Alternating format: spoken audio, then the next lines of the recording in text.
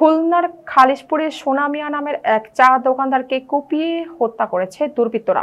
প্রতিনিধি কাজী আতিক জানান, শনিবার 11 এপ্রিল দিবাগত রাত 12:15টার দিকে নয়াপাটি এলাকা এই ঘটনা ঘটে। নিহত সোনা মিয়া জাতীয়তাবাদী তাঁতি দলের খালিশপুর থানার 10 নং ওয়ার্ডের আহ্বায়ক ছিলেন।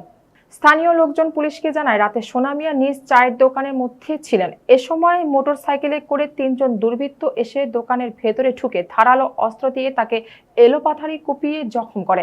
রক্তাক্ত অবস্থায় তিনি সেখান থেকে দৌড়ে পাশের একটি বাসায় আশ্রয় নেন।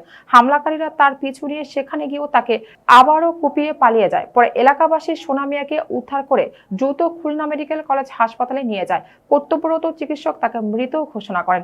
নিহত সোনা মিয়ার পিতা মোহাম্মদ জব্বার সর্দার জানান, গত কয়েকদিন ধরে মোবাইল মেসেজ দিয়ে সোনা মিয়াকে হুমকি সহ মানসিক চাপে রেখেছিল। অভ্যন্তরীণ কোন্দলে এই হত্যাকাণ্ড ঘটতে পারে বলে দাবি। এ ঘটনায় নয়াবাটি এলাকার সাধারণ মানুষের মধ্যে চরম আতঙ্ক ছড়িয়ে পড়ে।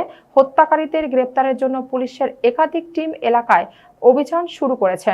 ও দোকানে সোনা মিয়া আমার কয়, আব্বা আপনি বাসায় যান। যাবো, কোথায় যান? আচ্ছা, তা আমি আস্তে আস্তে গেছি। আবার ওই কয়েকটা ড্রাইভার পোহাতেছে, হ্যাঁ কইছি অমুক অমুক দিতেছে, ওই নাচে ছেলেকে কোপাচ্ছে। এই শুনিয়ে আমি দৌড়েছি বাট্টার থুইয়া আইসা, আমার ছেলেটা কেউ কিছু পাইনি। লোকজনে বোঝাই আস্তে আস্তে ছেলে বলে উনি মতি মসজিদের লাইনে ওইখানে বেড়াকো বসে পড়ছে। এনে রক্ত এখনও বলে 5 কেজির উপরে আছে। এই লোকের এখনও বলতেছে কই না, কিন্তু মেসেজ দিয়েছে এই 3-4 দিন ধরিয়া ওর নামে দুর্নাম করছে। আমার নামে যে দুর্নাম তোরা করছিস, আমি তোর মন্যায় করি না। আবার উনি বলে কইছে যে অমুক তমুক ফলনা দপ্তর এই সমস্ত নাম বানাত কইয়া মানে ওর ওই দলের থেকে কাট অফ করবে। ওরা কইছে ওর থেকে জগাদারি না করে আমার এমনি কামড়ি যাবো না, এটুকু কইছে।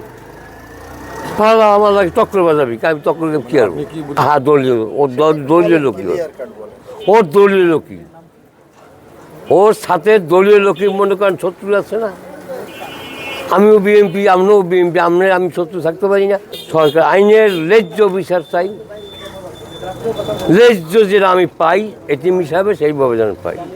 আমি যখন নাকি পাইছি চিল্লাচিল্লি শব্দ শুনে আমি বেরোইছি। বেরোয় কী হয়েছে জিজ্ঞেস করলাম, তো বললো যে সোনারে কোবাইতে নিয়ে যাচ্ছে। পিছপিছনে গণি চৌধুরী বাড়ি পর্যন্ত গেছে, ওইখান পর্যন্ত রক্ত ছিল।